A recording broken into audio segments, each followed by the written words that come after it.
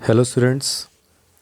आज हम जिस टॉपिक के ऊपर बात करने वाले हैं उसका नाम है एप्लीकेशन ऑफ इंटीग्रेशन, जिसको जनरली बोर्ड में एरिया अंडर कर्व या फिर एरिया ऑफ बाउंडेड रीजन है ना, इस नाम से भी बुलाया जाता है। जेई मेंस वगैरह में, जेई एडवांस में हम एरिया अंडर कर्व या एरिया ऑफ बाउंडेड रीजन्स है ना, ये ज़्यादा हम यूज़ करते हैं। बोर्ड में इसको हम एप्लीकेशन ऑफ इंटीग्रेशन के नाम से जानते हैं। जेई मेंस में, ठीक है, मेंस में, एडवांस में और बोर्ड में ये टॉपिक तीनों के लिए ही बहुत इम्पॉर्टेंट है। ज़रूर क्वेश्चन इस पे से आते हैं, तो इसलिए आज हम इस चैप्टर को बहुत ध्यान से समझेंगे। सबसे ज़रूरी इस चैप्टर के अंदर है इसकी बेसिक्स। अगर आपको इनके बेसिक्स अच्छे से क्लियर है तो फिर ये चैप्टर आपके लिए बहुत मुश्किल नहीं है। इसके बेसिक्स पे ही समझना सबसे मुश्किल काम है। तो आज हम इसको बहुत अच्छे तरीके से समझेंगे, एक एक बेसिक को पकड़ेंगे, कौन कौन से फॉर्मूले इसमें यूज़ होने वाले हैं उसको देखेंगे। ठीक है, तो चलिए शुरू करते हैं। सबसे पहले इसका मैं आपको आइडिया दे देता हूँ इस चैप्टर में हम एक्चुअली में करने क्या वाले हैं। देखिए, अभी तक हम लोगों ने area of triangle, area of circle, area of quadrilateral, है ना, ये कुछ रीजन्स ऐसे हैं जिसका एरिया हम लोगों ने स्टडी किया हुआ है और हमें पता भी है। Half base into height triangle का हो गया, पाई आर स्क्वायर सर्कल का हो गया, क्वाड्रिलेटरल का भी अगर पैरेललोग्राम है तो बेस इंटू हाइट है, स्क्वायर है तो साइड का स्क्वायर हो गया। तो ये सारे फार्मूलेज जो हैं ये हमें याद है। लेकिन अगर कुछ ऐसा कर्व मिल जाए आपको, कुछ ऐसा डायग्राम मिल जाए जिसका हमें फार्मूला याद नहीं है और हमें उसका एरिया फाइंड आउट करना है। फॉर एग्जांपल, मैं आपसे कहता हूँ कि ये कोई फिगर है ऐसे और ये कर्व हो गया आपका और मुझे इसका एरिया निकालना है, तो अब मुझे मेरे लिए बड़ी मुश्किल हो जाएगी क्योंकि मुझे को इसका फॉर्मूला याद नहीं है। तो यहाँ पर एप्लीकेशन ऑफ इंटीग्रेशन या फिर इंटीग्रेशन आपकी हेल्प करेगा कि हम इसको इस पर्टिकुलर सेक्शन का एरिया कैसे निकाल सकते हैं, इस सेक्शन का एरिया। ठीक है, तो सबसे पहले वाले केस पे बात करते हैं, केस नंबर 1।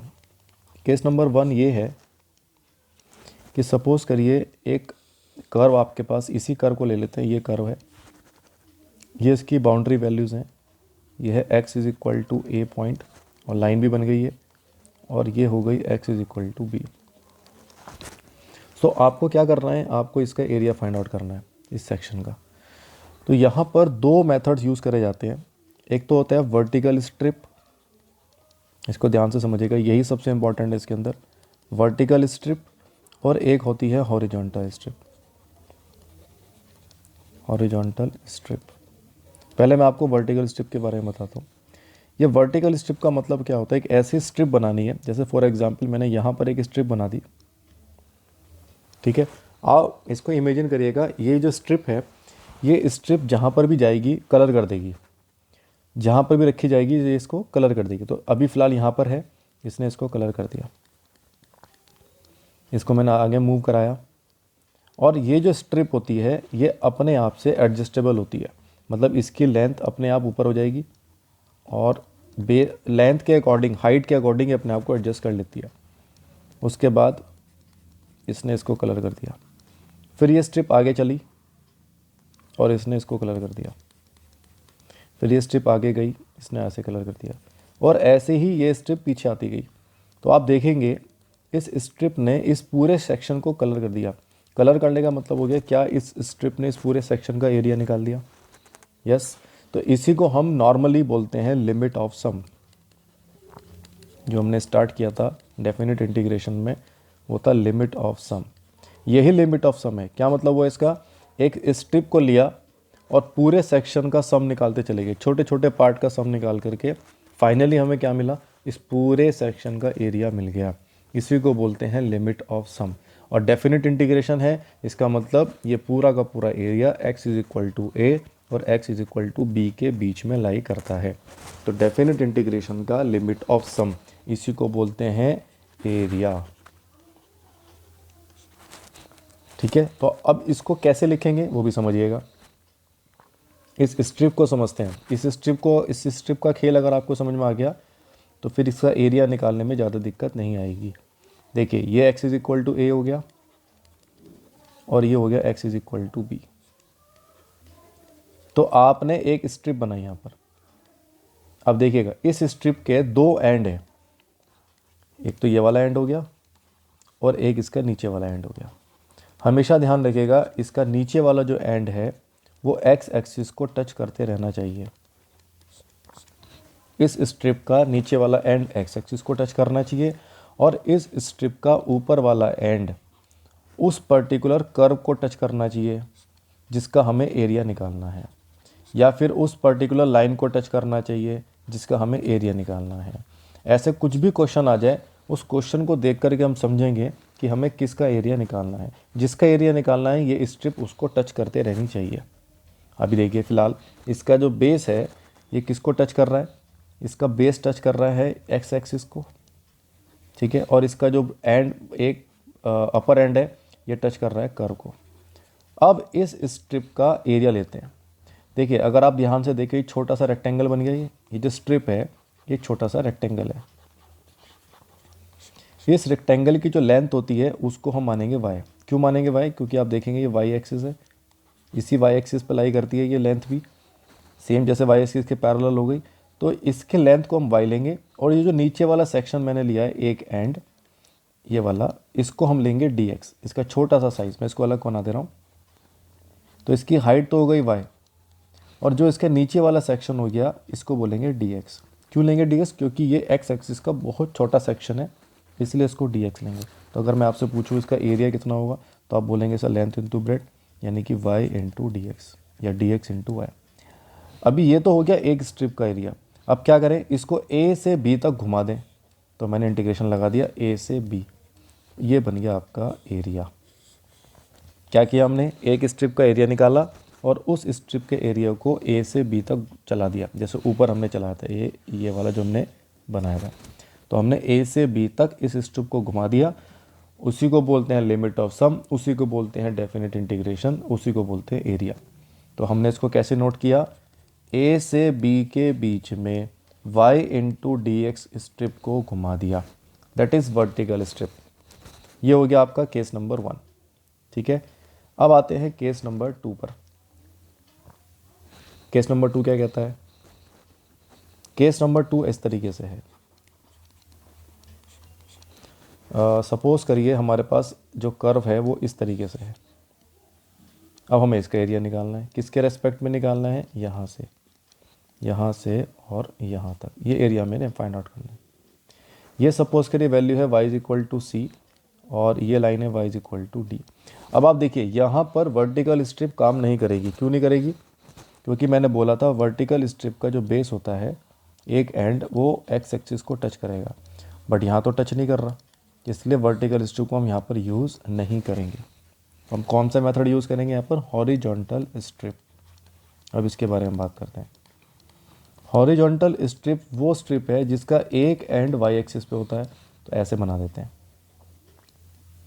इसका एक एंड तो हो गया y एक्सिस पे, ठीक है, यानी कि छोटा सेक्शन ले लें तो इस छोटे सेक्शन को मैं बोल सकता हूँ dy, और ये x एक्सिस के पैरेलल है तो हम इस लेंथ को बोल देंगे x, ठीक है। ये हो गया हॉरिजॉन्टल स्ट्रिप।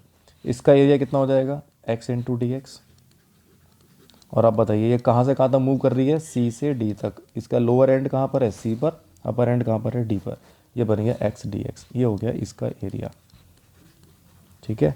ये दो मेथड अगर आपको अच्छे से समझ में आ गए, ऊपर वाला ये वाला वर्टिकल स्ट्रिप और हॉरिजॉन्टल स्ट्रिप, ये आपको क्लियर हो गए, इंटीग्रेशन कहाँ से कहाँ तक लगाना है, बस। तो फिर इस चैप्टर में कोई परेशानी आपको आने वाली नहीं है, ठीक है। आइए इसके ऊपर अब थोड़ा सा बेसिक्स और समझ लेते हैं। ये तो हो गए दो केस, ठीक है। इसके बाद आते हैं केस नंबर आपका 3 पर।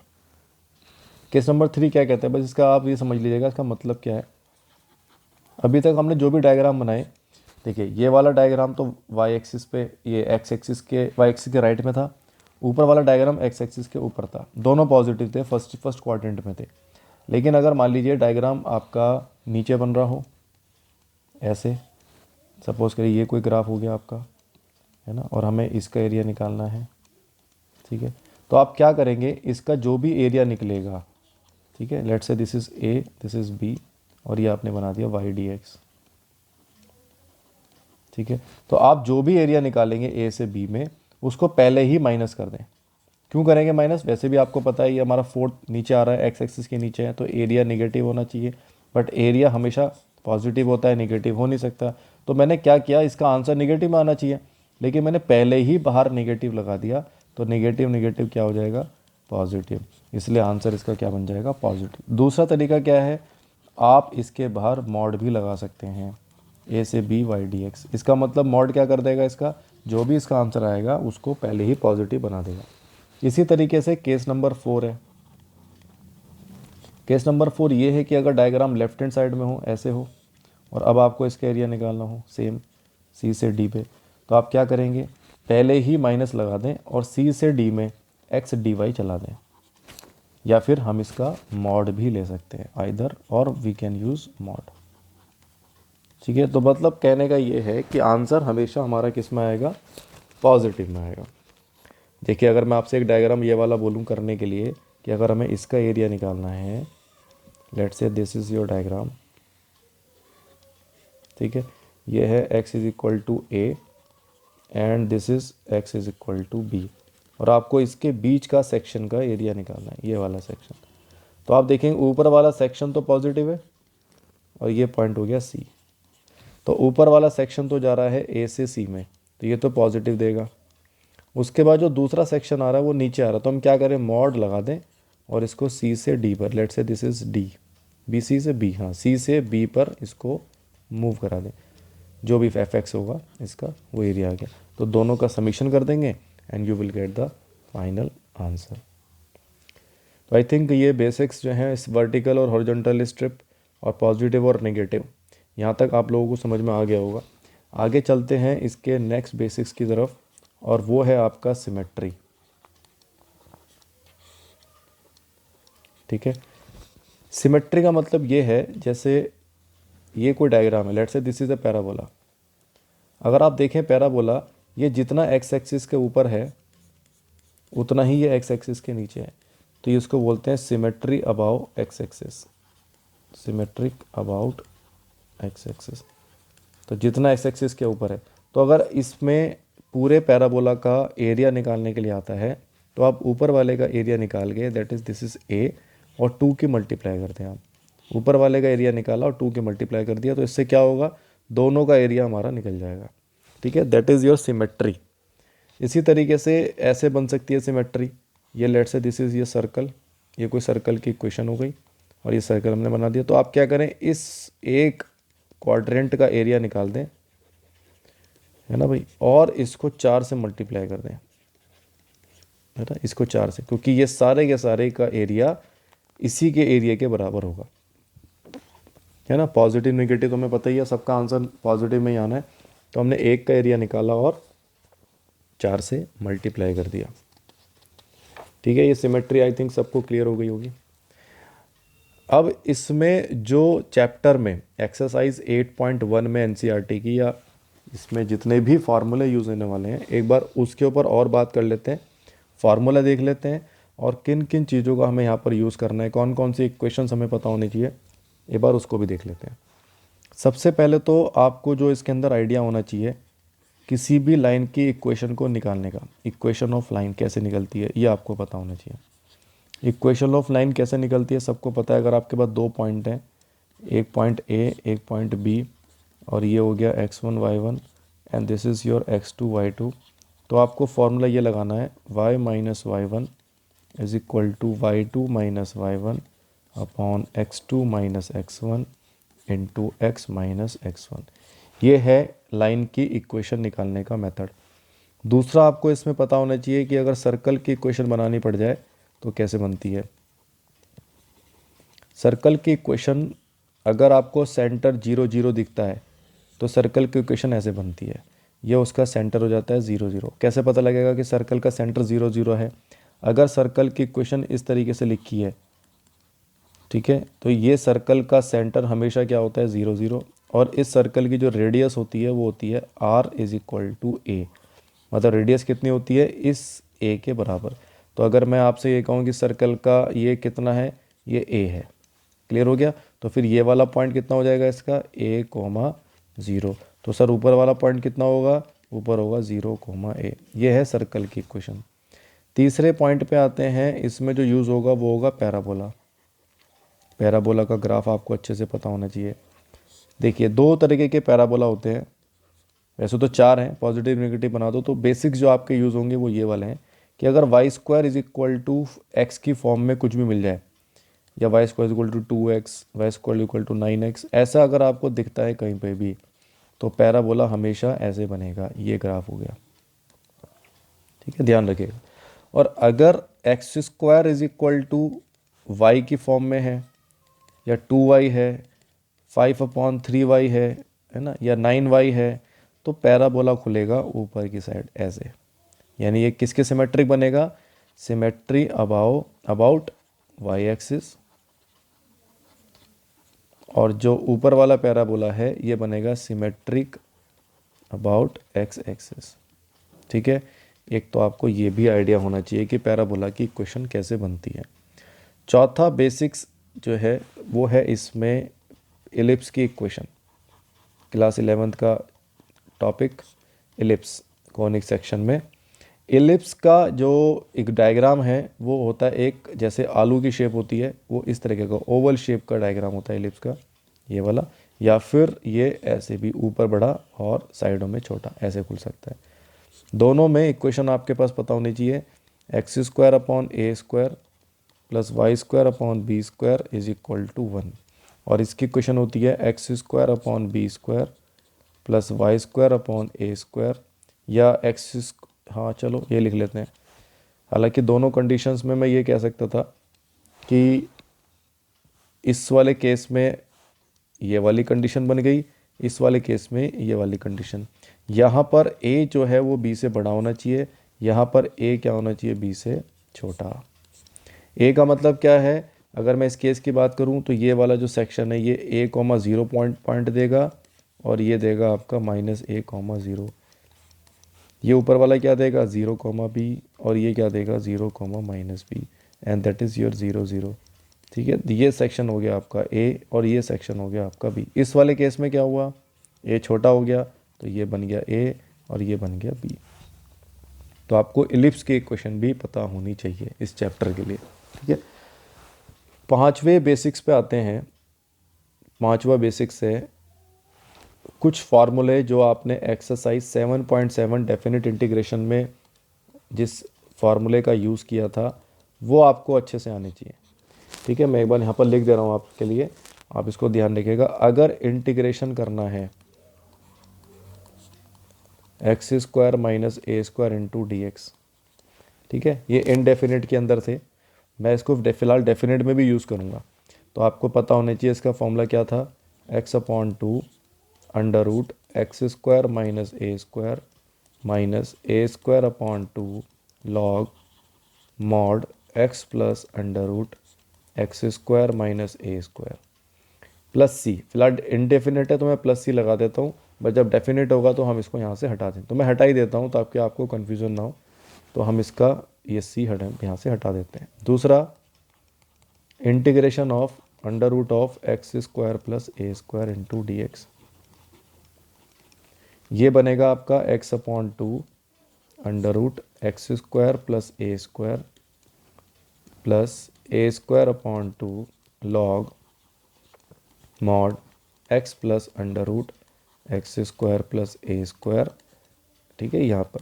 और जो सबसे ज़्यादा यूज़ होने वाला है फॉर्मूला वो ये वाला है, इसमें आएगा integration of under root a² minus x² dx। इसका फॉर्मूला खुलता है x/2 under root a² minus x² plus a²/2 into sine inverse x/a and that's it, ठीक है। ये 3 फॉर्मूले हैं जो फिर से यहाँ पर हमारे यूज़ होने वाले हैं, ठीक है।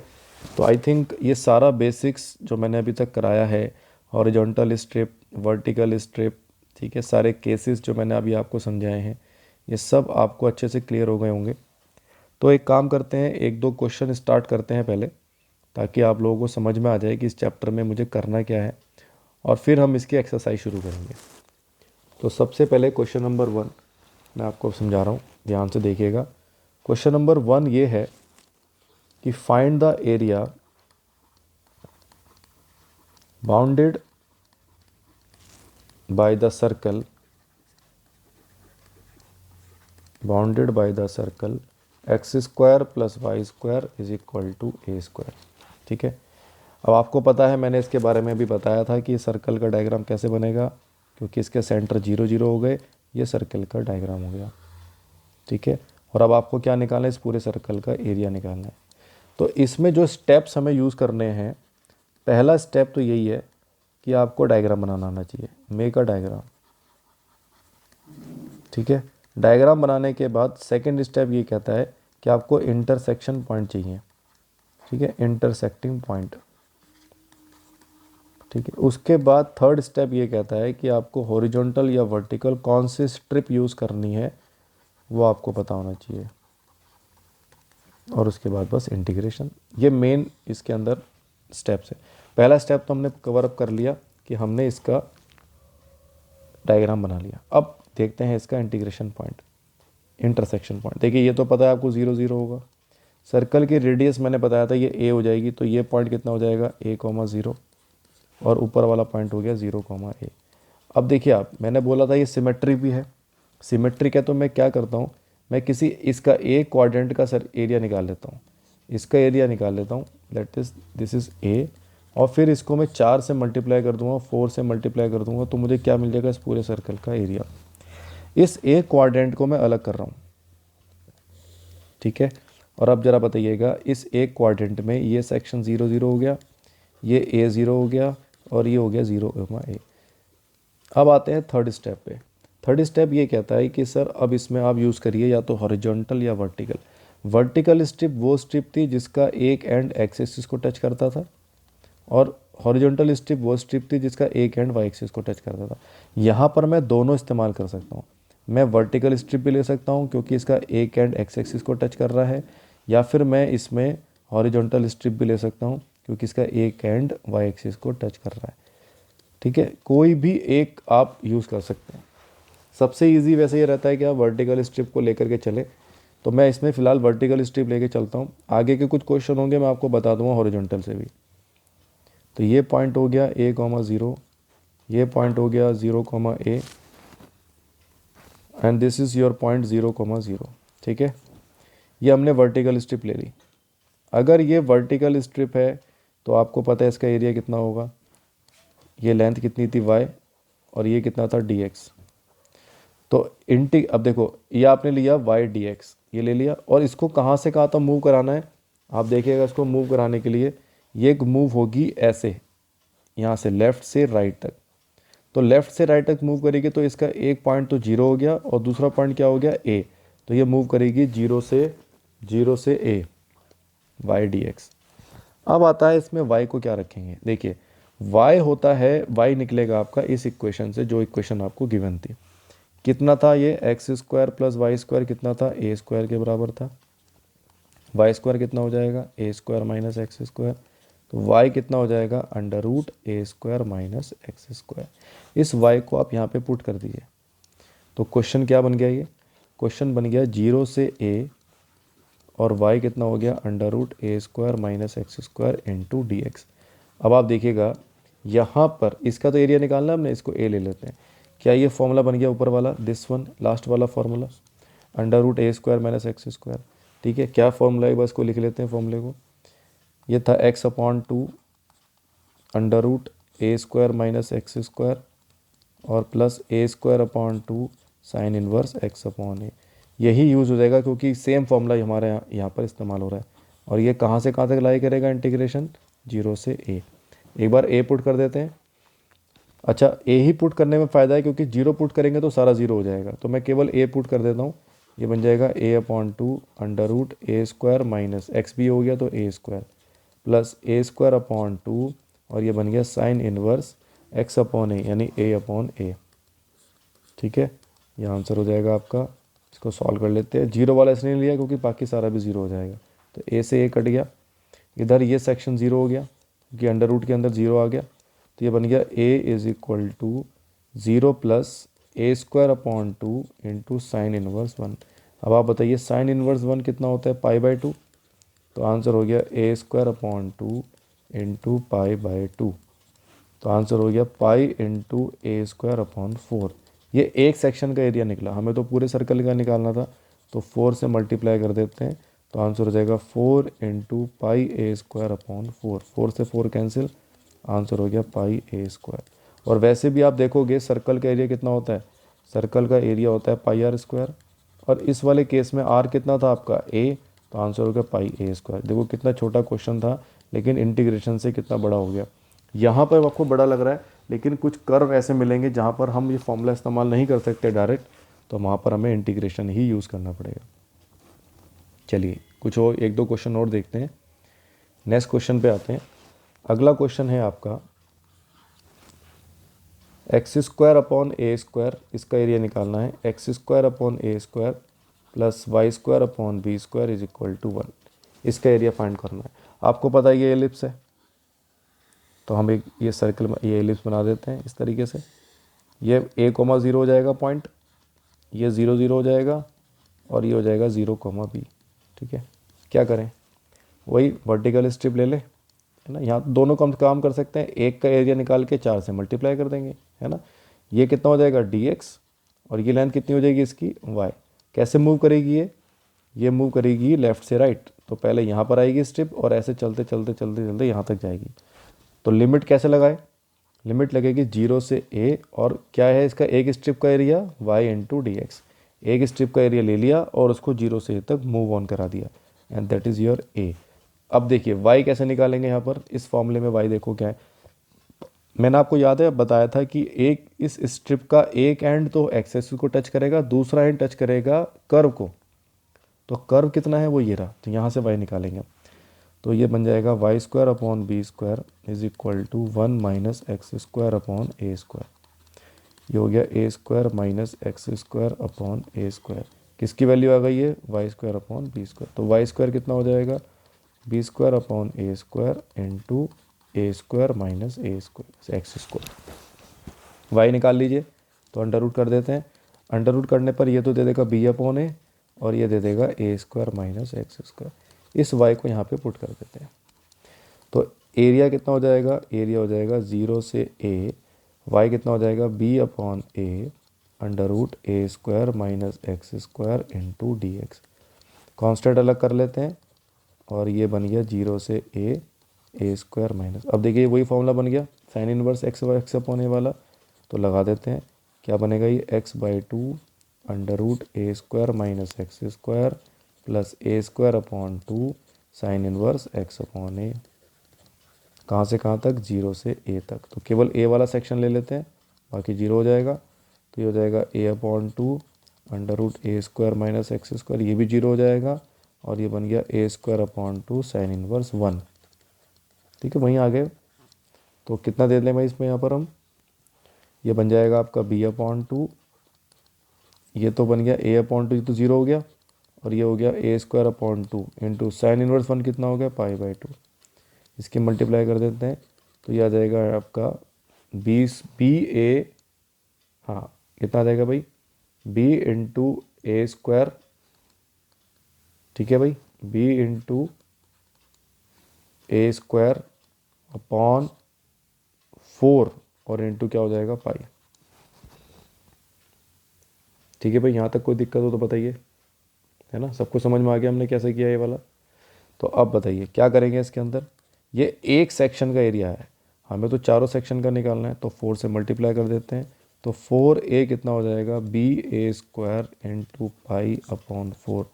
सो the answer is pi a square b, और 4 से 4 कट जाएगा ये वाला, and that is your area. ठीक है, इसको एक बार नोट डाउन कर लीजिएगा।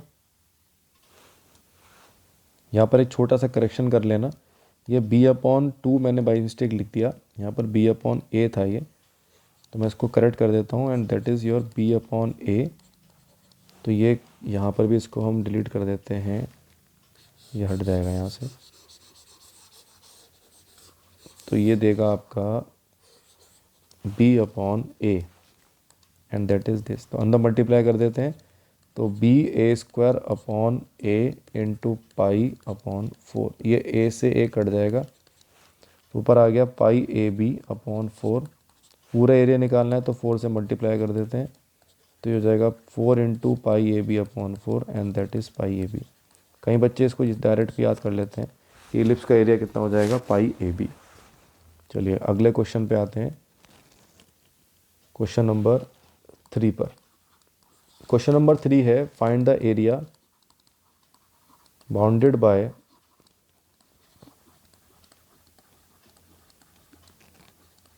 Curve y is equal to x square and y is equal to 4। तो सबसे पहले इसका पैराबोला मैंने आपको जैसे बताया था, ये x square is equal to y वाली फॉर्म बन रही है, तो इसका पैराबोला खुलेगा ऊपर की साइड, ऐसे बना देते हैं पैराबोला। और y इज इक्वल टू 4 ये लाइन होती है parallel to x axis. y is equal to something कुछ भी लाइन हो तो पैरेलल टू एक्स एक्सिस। और कहाँ जाएगी पैरेलल टू एक्स एक्सिस, ऊपर जाएगी क्योंकि पॉजिटिव है, तो हमने इसको ये बना दिया, ये हो गई y इज इक्वल टू 4। पहला काम था हमारा ग्राफ बनाना, जो हमने बना दिया। अब वो कह रहा है इसके बीच में जो एरिया है वो निकालना है। तो आप देखिए लाइन और पैराबोला के बीच में जो एरिया आ रहा है वो ये वाला पूरा का पूरा एरिया आ रहा है। और इसमें भी एक चीज़ है, अगर आप इसके अंदर सिमेट्री निकाल दें ये वाली, तो इसका एरिया निकाल करके इसको 2 से मल्टीप्लाई कर दें, तो हमारे पास पूरा एरिया आ जाएगा बाउंडेड। अब देखिए यहाँ पर क्वेश्चन फिर वो आता है कि सर कौन से स्ट्रिप का यूज़ करें, हॉरिजॉन्टल या वर्टिकल।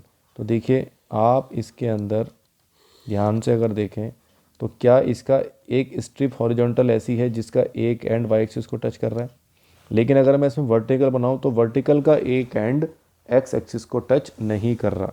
हालांकि उसका भी एक मेथड है कि आप पूरा एरिया निकाल के नीचे वाला माइनस कर दो, बट मैं अभी ईजी वे में जा रहा हूँ। तो ईजी वे ये कहता है कि सर इस स्ट्रिप में हॉरिजॉन्टल स्ट्रिप भी यूज़ करिए क्योंकि उसका एक एंड वाई एक्सिस को टच कर रहा है। ठीक है, तो हमने इसको ऐसे ले लिया। अब इस स्ट्रिप का एरिया कितना था आपको याद हो, इस स्ट्रिप का एरिया था आपका x इंटू डी वाई। ठीक है, अब ये कहाँ से कहाँ तक मूव करेगी, यहाँ पर हम निकालेंगे इसका इंटरसेक्टिंग पॉइंट। तो अभी तक हमने इंटरसेक्टिंग पॉइंट नहीं निकाला। कैसे निकालते हैं इंटरसेक्टिंग पॉइंट, एक तो लाइन है आपके पास और एक आपके पास ग्राफ है, दोनों को सॉल्व कर लेते हैं। कैसे करें, ये y इज इक्वल टू 4 यहाँ रख देते हैं, तो ये क्वेश्चन बन जाएगी आपकी 4 is equal to x square, तो x आ जाएगा प्लस माइनस 2। अब देखिए इसका जो a पॉइंट है, ये a पॉइंट ये बन गया आपका 2,4, और जो इसका b पॉइंट है ये बन जाएगा -2,4। इसकी ज़रूरत ही नहीं है वैसे भी हमें। और जो ये वाला पॉइंट है ये 0, 0 है ही, तो इसका मतलब ये c पॉइंट कितना हो जाएगा, ये हो जाएगा 0,4। तो हमें a की भी ज़रूरत नहीं है अब, तो बस हमें क्योंकि हॉरिजॉन्टल स्ट्रिप है, तो हॉरिजॉन्टल स्ट्रिप कहाँ से कहाँ तक जाती है, ऐसे चलेगी नीचे से और ऊपर तक जाएगी। तो लिमिट क्या लगेगी, लिमिट लगेगी 0 से 4, और उस स्ट्रिप का एरिया कितना था, एक्स डी वाई, ये हमने बना दिया। अब बताइए इसमें वाई एक्स को क्या रखेंगे। अब देखिए इस स्ट्रिप का जो दूसरा एंड है वो किस पर है, वो कर्व पर है या लाइन पर है, वो है कर्व पर। और कर्व की इक्वेशन क्या दे रखी है, y is equal to x square. यहाँ से एक्स स्क्वायर ले लिया हमने y, हमें तो x चाहिए तो x आ जाएगा अंडर रूट वाई, पुट कर देते हैं यहाँ पर। तो ये बन जाएगा 0 से 4 under root y into d Y.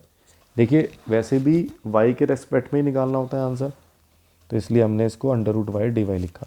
अब अंडर रूट वाई का इंटीग्रेशन क्या होता है, y की पावर 3/2 और अपॉन 3/2, 2 इधर आ जाता है, और ये कहाँ से कहाँ तक जाएगा, 0 से 4 तक। तो एक बार 4 रख देते हैं पर 0, तो 0 की ज़रूरत नहीं है, सीधे 4 रख दीजिए। तो 4 की पावर 3/2 अपॉन 3 माइनस हो गया 0। अब देखिए 4 की पावर 3/2, 4 को लिख सकता हूँ मैं 2 स्क्वायर की होल पावर 3/2 और नीचे हो गया 3। तो आंसर आ गया 2/3 इंटू, ये 2 से 2 कट जाएगा पावर, 2 की पावर 3 यानी 8। तो आंसर हो गया 16/3। अब ये निकाला हमने एक एरिया, हमें तो बाकी का भी निकालना था, तो क्या करें, 2 से मल्टीप्लाई कर दें।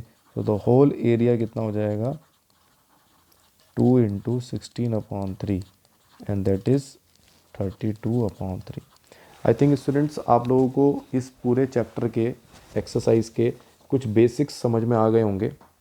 ठीक है, और फॉर्मूले हैं वो भी एक बार आप रिवाइज कर लीजिए। और अब हम स्टार्ट करेंगे इसका एक्सरसाइज नंबर 8.1। ठीक है स्टूडेंट्स, चलिए आज इतना ही करते हैं, कल स्टार्ट करेंगे इसकी एक्सरसाइज नंबर 8.1। Thank you.